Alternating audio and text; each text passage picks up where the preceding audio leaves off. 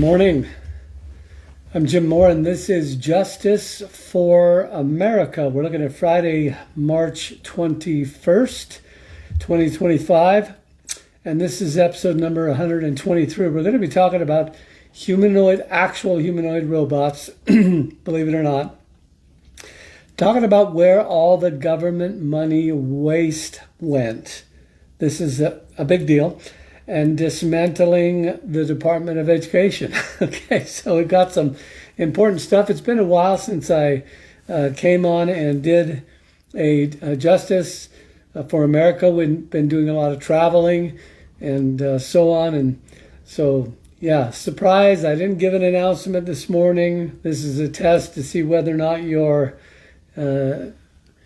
notification things are on. Not really, I didn't do it for that reason. We just unexpectedly weren't planning on really doing this program this morning, but here we are. So anyway, God bless you. I hope that you're having a good month, a good week. We're at the last day of the week. That means the weekend's coming. Somebody said we're living for the weekend. We're not really.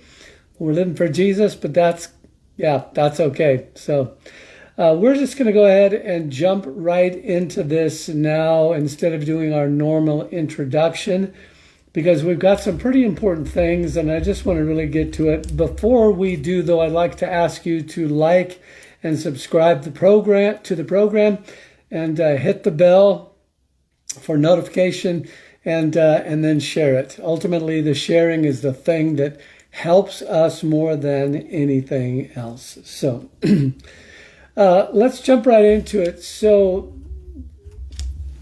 it's a bit of a challenge what I'm about to share with you this morning, and I'll try to keep this brief. And the reason that the subject is a bit of a challenge is because I think we have kind of developed the attitude, good morning, Karen, in America. Now, I don't want to get off on our faults and all of that, but we kind of have this idea, if it doesn't affect me directly, it doesn't really matter. And friend, nothing could be further from the truth, because there are lots of things that's going on in the world that don't feel like they're affecting you directly. Good morning. For example, if suddenly you had no water in your city, you'd be very concerned about it. I remember a time, there's Christy, God bless you, Linda, my love. I remember a time, Sadia, God bless you, in Salem, where they hit a water problem. And the problem was there was some contamination, I don't remember. Anyway, nobody had water, or it was diminished. All of a sudden, this affected me and you personally. So we suddenly became concerned about it. Now, this is not a criticism, but it is the way human nature is. If we're not affected by it directly, it has a tendency, this is not a hard, fast rule, but it has a tendency not to impact us that much. Or let me say it this way, there's nothing that impacts us greater than when it touches us personally, okay?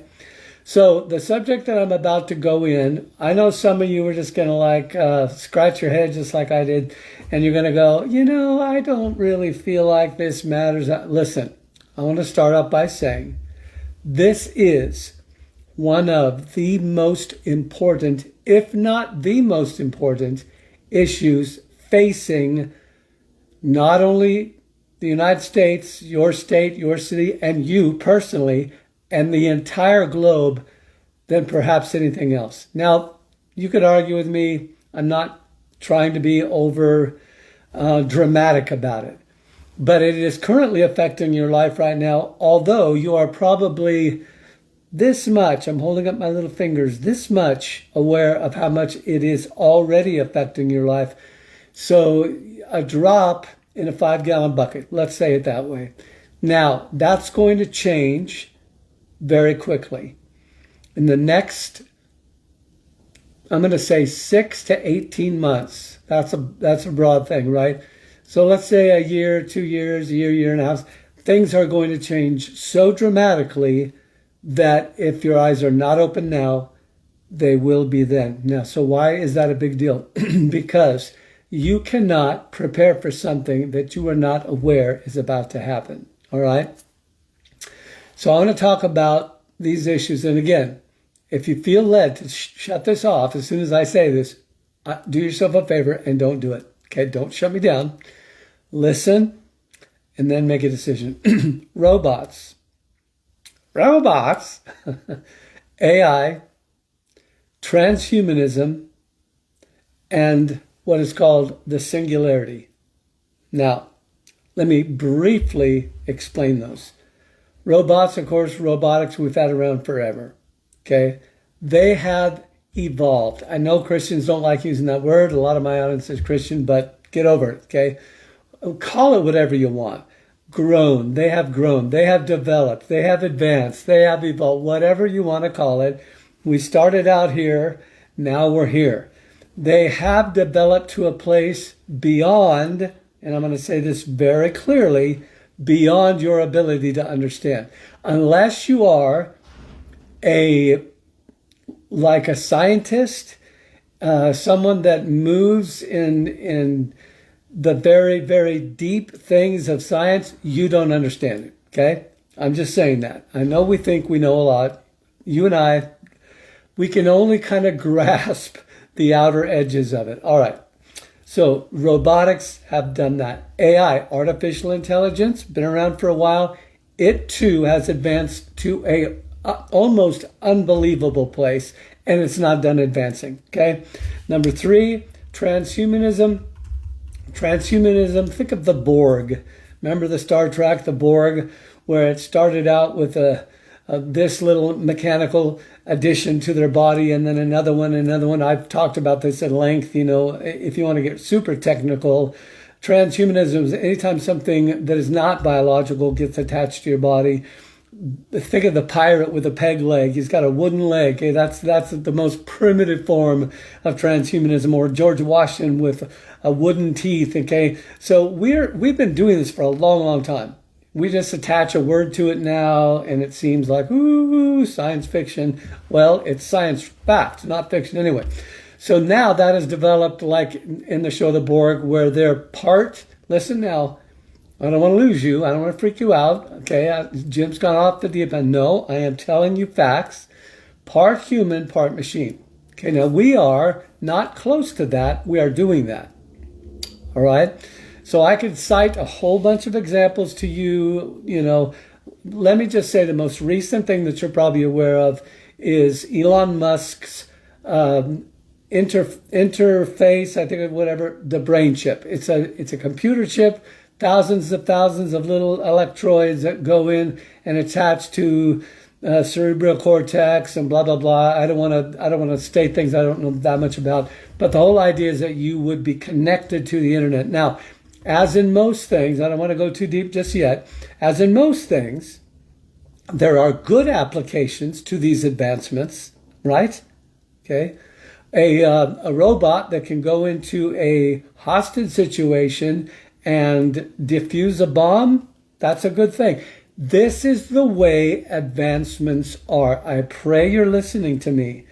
Every technological advancement, well, I shouldn't say every. I try not to ever say ever, okay? Almost all technological advancements have a good use and a bad use. This is what we call righteous and unrighteous. Righteous is 2 words, right use. You get that? You following me? Somebody say amen.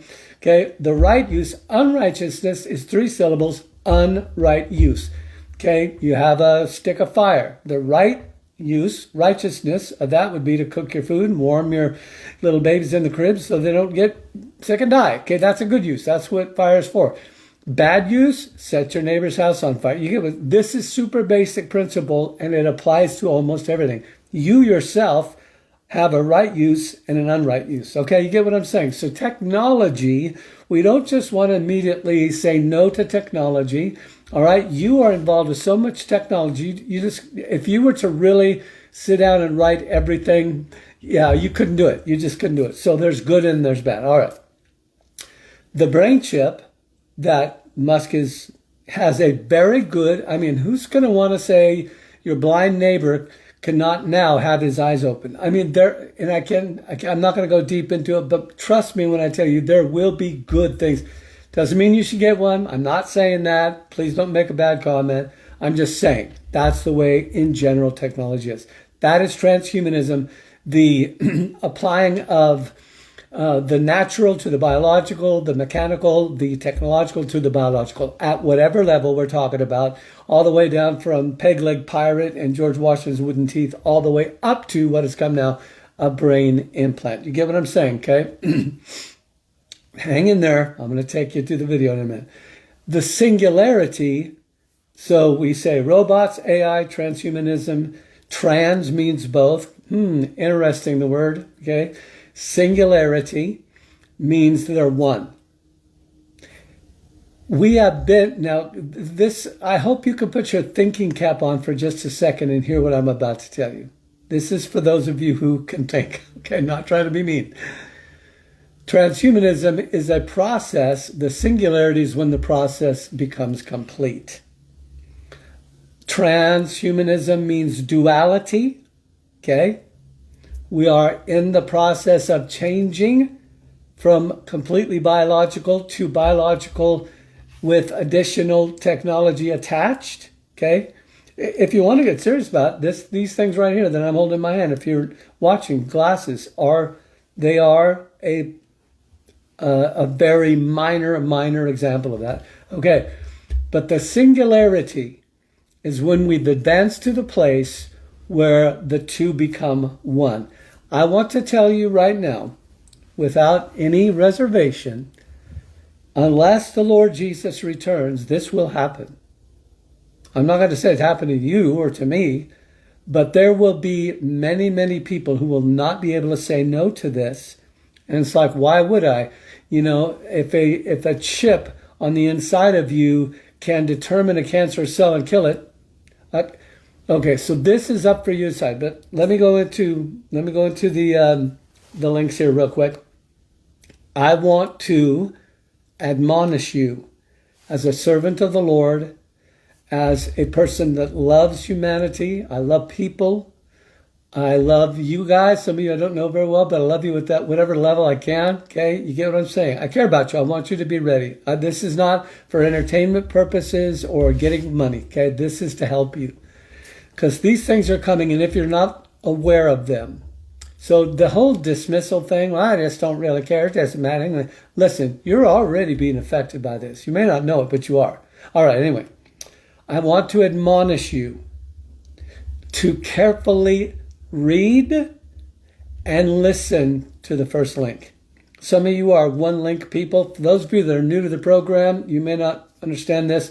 I give a series of links rather than showing them all to you, which I don't have time to do, and it makes for a very long program. I try to go through a whole bunch of information, you know, distill it down to just a few being 8 or 10 or whatever, and then ask you to watch them, or at least watch a portion of them so that you can gain some information. Okay, not to freak out, not to become obsessed. If you're obsessed with this stuff, stop watching my program, okay? I don't want you to be obsessed. All right, I want to admonish you. This one, the reason I'm saying it this way, this first link is both a read and a video. You have to go down a little ways, scroll down a ways before you see. This is Glenn Beck, someone who I appreciate greatly for his mostly accurate information. Nobody has 100% accurate information, neither do I. Okay, that's not a put down. I love Glenn.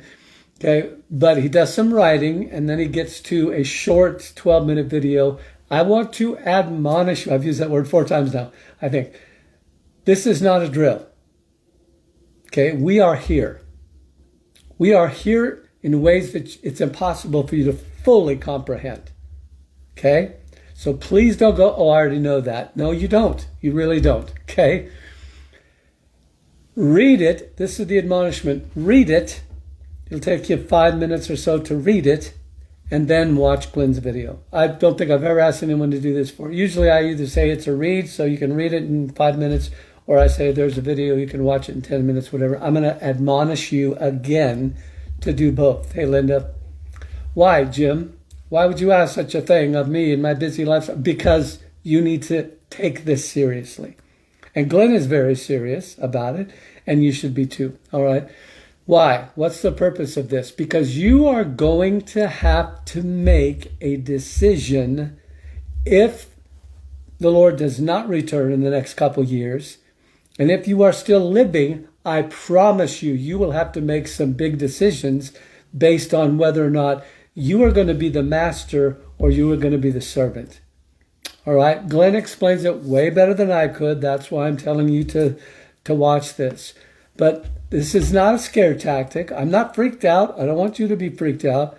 But things are advancing in a way that it is literally, I've said it here again 4 or 5 times now, impossible to fully comprehend. Okay? So watch it. Read it first, then watch it. You know why I ask you to do that? Because that actually helps you absorb it. That's a teaching, retaining technique that science will tell you. All right, so that's the first one. The rest of these I'm going to go through real quick. This is my main one that I wanted to get to was the singularity. Number 2. Oh, hold on here. Okay, this is not a drill. One of the things Glenn says is that we are, and again, I'm going to use a sci-fi illustration. Remember in Star Trek and, all of the different sci-fi movies, the Enterprise would get, I'm not a Trekkie, just so you know, but yeah, whatever. Anyway, black hole, okay, these are scientifically proven now. It's not a myth, okay? Don't deny what you don't understand, okay? A black hole is something that's out in space that actually has such a strong gravitational pull that everything around it gets pulled into it. Okay, so Glenn is using that illustration and saying the black hole of AI is drawing everything into it. There will be a time when you will not be able to escape its influence, but you can decide how much you can be. I know some of you are like, I've already decided. This is important. So I want to say this real quick. As spiritual, something spiritual, for those of my listeners, you're not a Christian yet. I hope you become one. I hope you believe what Jesus said. Okay, all you who are believers, lean in. Focus for a second. Stop writing. I can't believe I'm saying that. Stop writing for just a minute. Do you remember how God spoke to our original parents, Adam and Eve, in the garden? He put 2 trees in the garden. One was the tree of life. And who is life? Jesus said, I am the way, the truth. Can I paraphrase that or abbreviate that? I am the life. All life comes from him. Jesus says, I am the life. The light came into the world, and the light was the life of men. There is no other life except for the life of Jesus. He is the creator of everything. Okay, so tree of life, that's God. Okay, relationship with God, that's what we were made to do. And then the tree of what? Knowledge. Knowledge of good and evil. I'm going to abbreviate just to knowledge for just a second. Tree of life, tree of knowledge. Life, knowledge. Now, having life doesn't mean you don't have knowledge. But we do not worship at the altar of knowledge. One of the primary signposts of the soon return of the Lord, of the end days, okay? In the Bible it says this, it says that people will run to and fro. That means our ability to move around the earth will increase rapidly, as it has, okay? And knowledge will increase. Okay, go back to the garden. Tree of knowledge, he said don't touch it. Don't eat it. Actually, he didn't say don't touch it. That's what Eve said. He said don't consume it. Don't worship at the altar of knowledge. Don't let it become your God. Don't let it be the thing that you think brings you life. Now, can I just say this? Hey, Bob, hear me closely. You're gonna miss this. If you don't hear anything else, hear this right here. The idea of man worshiping knowledge. What did Eve do? She saw that it would make her wise. It looked like it was full of life and health, so she did what she wasn't supposed to do, right? She worshipped at the altar of knowledge. It became the one thing. Okay? When she did, that started a process. We have been developing in our knowledge for the last 6,000 years, ever since Eve took the bite of that fruit. I might have said an apple, it wasn't an apple. You get what I'm saying? Knowledge has been increasing. It's like Daniel said. In the end, it says men will run to and fro, travel everywhere, can go everywhere, and knowledge will increase. I'm going to tell you what I think. Are you ready for this? I'm going to tell you what I think. I believe the fulfillment of that commandment to not supplant God with knowledge is happening right now. We are at the end of that process. Mankind will soon be irrelevant as compared to the ability to access knowledge through super or artificial superintelligence, ASI. I don't have time to go into all the ramifications of AI. Then there's another AI, I forget the acronym, and then there's ASI, which means artificial superintelligence. We have not fully gained ASI, although we've made some pretty big steps. I say we, not me. All right. I believe what Satan implanted into the heart of Adam and Eve in the beginning, they both ate, knowledge, has grown, I'm trying to be clear about this, over 6,000 years, to where we're about to see the consummation, the fulfillment. I know you don't like the word evolve. Use whatever word you want to use. We have evolved in knowledge to the place where these machines that we've made know more than any single human being on the planet does. Okay. Why is that important? It's not just because we made the machines, we made the AI. It's because it is now invested in nearly everything that we have that's technological. This phone that I'm looking in right now and talking to you, that is AI powered. Okay? It's not just phones and laptops. It's now refrigerators and dishwashers and cars. AI, anything that is connected to the internet, anything and everything now has AI, and it's about money. Okay? The reason we have not heeded the warnings about pulling back and putting in some safeguards. You know why? Because all of the creators of AI, just within the last 6-8 months, whatever, have been saying, we got to put a stop on this. We got to put a halt on this. This is going to get out of hand. This is crazy, crazy, crazy time. This is going to become dangerous. You know why we haven't done that? Money. It always comes down to money. Okay? Always comes down to money. Because there is a race. Remember the race to space? Any of you old enough to remember that? We actually threw off a lot of parameters because we were more concerned about having the reputation of being the first person to space than we were safety or anything else. Money, money, money, and hubris and ambition and the pride of mankind. Okay, so I said I'd give you number 2 and then I'm going to stop. Let me say this one thing here think about this. I'm going to read this to you real quick. Think about this. If you implant, now I know, most of you are already said, I have made up my mind, I'm not going to do this. I understand. I get it. I am telling you the temptation to do this in the future will be 100-fold from what it is right now. Okay? And the ability to discern between the good and the bad consequences of such a decision will be difficult to see. Okay? So don't be proud and think you got this. You need to take it seriously. All right.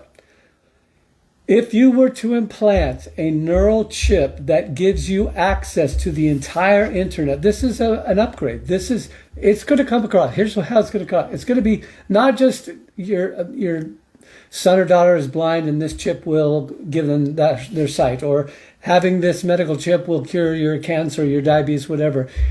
It'll go beyond that. It'll go beyond the obvious things, okay, to upgrading yourself. Access to all the information of the world. You know how it is right now already, like when you go to YouTube and you do one thing. I listened to a sermon yesterday that was a preacher talking about infidelity. Let's put it that way, okay? The next thing I know, when I go to turn on my YouTube, sitting there with my wife in our chair, it is boom, boom, boom, boom, boom, boom, boom, a whole bunch of semi-nudity and things that related to that issue. I didn't ask for it. It supplied it for me. I had to go in, erase that sermon. It was a sermon, okay? So that we could get back to, other things. This is the power of AI. If you were to put that inside you, I'm going to ask you this question, and Glenn asked it, and I'm going to repeat what he said. Who's making the decisions now? In my naivety, when this first started happening, I'm thinking, what a coincidence. We were just talking about dishwashers, and look, here's an advertisement for dishwashers. You have no idea how much your decision-making is. There is an attempt to manipulate what you think and what you do. Now, that's real. That's godlike. Instead of you being motivated by the Holy Spirit, this false God, this false knowledge, this worshiping at the altar of knowledge is trying to manipulate your decision-making process. Okay, so if you were to implant a neural chip that gave you access to the entire internet in your mind, just by thought, you say, can they do that? Yes, 100%. Are you still the same person? I would tell you, no, you're not. If your thoughts are intertwined with AI-generated responses, because it's in your mind, where do you end and AI begins? This is the future we are hurtling towards, and few people are even asking the right question. All right, this is my last one, and I got to shut this thing or I'll keep going. I've actually got 7 or 8 or 9 more links about various subjects that I don't have time to go in, but I wanted to make sure and get these first 2 links. Again, if you can only watch 1 or 2, watch these first 2. Okay, it won't take you that much time. The second link is this. I want to give you an example of this. There are many. Okay, here is an example that you might find hard to believe, but it is absolutely true. You can look up the company that's doing it. Okay, I remember once telling people about something like this, and I just got reamed for how crazy it was, even though I showed them the actual company doing it. Okay, I mean, when we get to the place where we refuse to see what's happening right before our eyes, then that's what's called cognizant dissonance. Your mind's inability, it just refuses to know the truth. Okay, so here's the second one, and I'm done. Robots. They're very cool. Okay. Again, we've had robots that do all kinds of stuff. When I was a kid, they had these little, you could make your own robot. Ooh, isn't that cool? You watch Lost in Space, Danger, Will Robinson. I mean, there's something cool about them. It's, man making a machine that's kind of cool. And yeah. All right. These things have advanced, developed, evolved, grown, call it what you want. I'm going to tell you about a robot right now. Now, they have robots that do just about anything you can imagine now, including, well, I'm not going to say that. Here's a robot that is far and away more like an actual human being than you could possibly fathom at this point. Let me tell you why. Somebody basically finally got the idea. And again, they have to wait till technology advances to the place where it's possible. This robot is being called a humanoid robot. All right, and I don't want to get into all the nuances of what they're called and all that. I don't have time. Suffice it to say this. It has bones. Real bones. Not human bones, but like 3D printed, all 200 and whatever. Somebody could look that up. The human body has 270, I think, some bones in it. They have replicated every single bone in the human body and made that kind of a skeleton. It's not like an exoskeleton or a bunch of metal tubes. No. This is very close to the human skeleton. That's not all. They also have a blood, well, for lack of a better term, I won't get into the science of it, but like a bloodstream. Okay, veins. Here's the point. They set out to say, we need to make this as close to biological in every way as we can and still synthetic. Now, You see the robots, they always have a little bit of way funny the way they talk, a little funny the way they move. That is going bye-bye. The idea that they will be indistinguishable eventually is not a myth. Okay? In a couple years from now, you may not be able to tell the difference. I'm not trying to be weird about it. You know, oh, Jim, that'll never happen. Okay, let's talk in a couple years. I'm telling you right now, they have something that is far and away closer to anything that's ever been.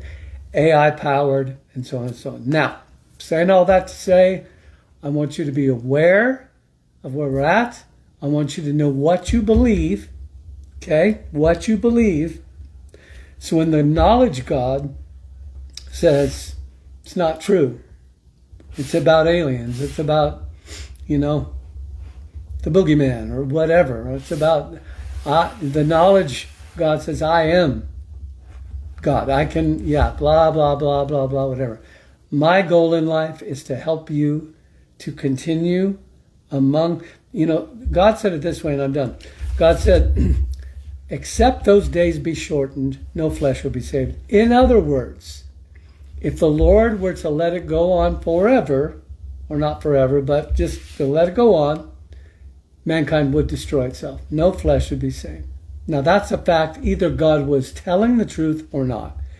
He said, except those days, the last years of humankind on planet Earth before the Lord returns, okay? I don't care about your eschatology. I'm just quoting scripture. He said, except those days were shortened, no flesh could be saved. Now, somebody says, well, that means nobody's soul will be saved. That's not what he said. He didn't really say that, and that could be technical nuance, whatever. I don't think he meant nobody could be saved. I think he meant nobody could survive, because we are bringing upon ourselves destruction. Okay? I know that sounds like a Debbie Downer. I'm not trying to be a Debbie Downer, okay? God is in control.